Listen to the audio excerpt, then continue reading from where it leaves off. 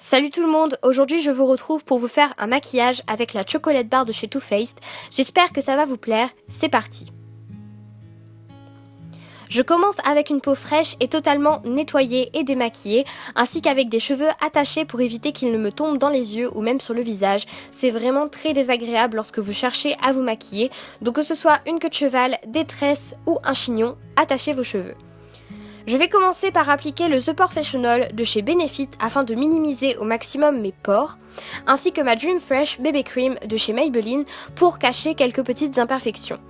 Comme vous le voyez, ma routine teint n'a vraiment pas changé depuis la dernière fois, à part quelques petits détails, comme le fait que j'utilise désormais un Beauty Blender et non une éponge normale. Je vois vraiment la différence, je trouve que le résultat est beaucoup plus naturel et que ça fond beaucoup plus la matière.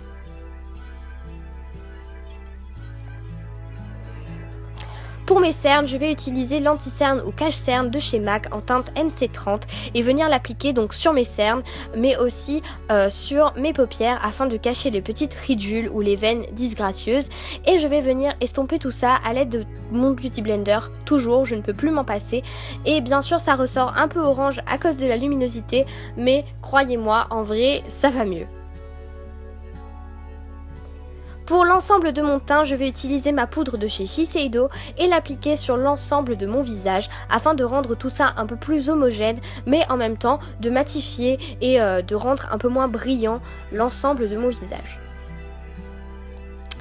Bien sûr, n'oubliez pas votre nez, je ne maquille pas mon nez parce que j'ai eu quelques problèmes, mais maquillez-le si vous le pouvez parce que c'est toujours plus joli qu'un nez tout rouge comme moi.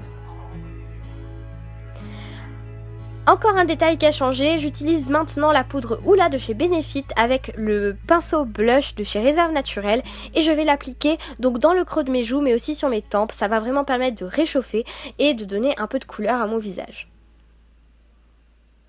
Toujours pour donner de la couleur, je vais utiliser le blush Mocha de chez MAC et toujours avec le même pinceau afin d'égayer mon teint et de me rendre un peu plus joyeuse, je dirais, et d'avoir bonne mine. Pour mes sourcils, rien n'a changé, j'utilise toujours la Technicolor palette de chez Makeup Forever avec le seul marron qu'il y a dans la palette afin de remplir les trous et de combler les espaces vides. Et pour être sûr que ça tienne toute la journée, j'utilise mon gel pour sourcils de chez MAC en teinte Deep Brunette. À présent, passons au fard à paupières. J'utilise mon pinceau 286 de chez MAC et je vais prendre la couleur Salted Caramel et je vais l'appliquer sur l'ensemble de ma paupière mobile afin de créer une couleur de transition. Cette couleur doit être de préférence chaude ou un peu foncée pour pouvoir faire des smokey eyes plus beaux et de rendre les dégradés plus intenses. Mais vous pouvez choisir d'autres couleurs de la palette, il n'y a aucun souci. Je viens bien estomper avec ce pinceau et ensuite je vais appliquer le fard Marzipan, donc qui est un fard lumineux que j'aime énormément, c'est mon fard préféré de la palette. Et je vais l'appliquer surtout dans le coin interne et déborder légèrement vers le milieu, mais juste ce qu'il faut pour rendre le maquillage assez joli. Et je vais l'appliquer à l'aide d'un pinceau applicateur, toujours de chez Réserve Naturelle. Pour assombrir un peu tout ça, je vais utiliser le fard semi-sweet avec le pinceau estompeur de chez Réserve Naturelle et l'appliquer vraiment dans le creux. Je vais le concentrer là et ne pas déborder, mais je vais estomper un peu plus tard une fois que j'en aurai appliqué assez avec le pinceau 286 de chez MAC qui, je trouve, estompe vraiment bien et fond toutes les couleurs ensemble pour créer un résultat très joli et un dégradé pas mal, je trouve.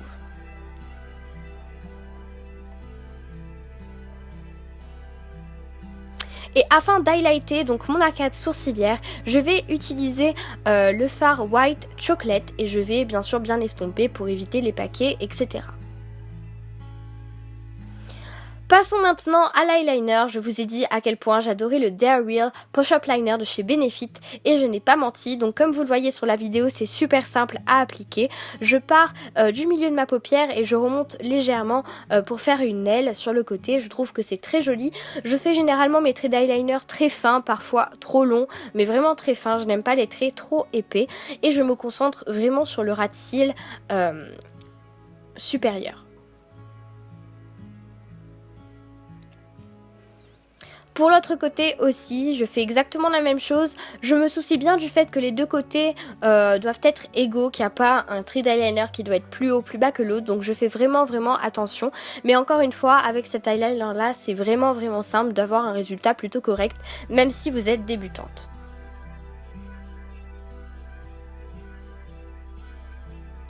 Maintenant passons au mascara, j'utilise de Dare Real de chez Benefit que j'aime énormément également, donc je vais l'appliquer généreusement afin de créer quelque chose d'assez intense, mais bien sûr vous pouvez porter des faux cils, c'est à vous de voir, et même vous pouvez appliquer un autre mascara, peu importe. Et pour donner un peu de couleur à l'ensemble de mon visage, pour faire un côté un peu peps, je vais utiliser mon rouge à lèvres de chez Kiko que je vous ai présenté dernièrement. Donc voilà pour ce tutoriel make-up, j'espère que ça vous a plu, en tout cas j'ai adoré, la Chocolate Bar est l'une de mes palettes favorites. Je vous retrouve mercredi prochain pour une FAQ, normalement si tout se passe bien. Plein de bisous!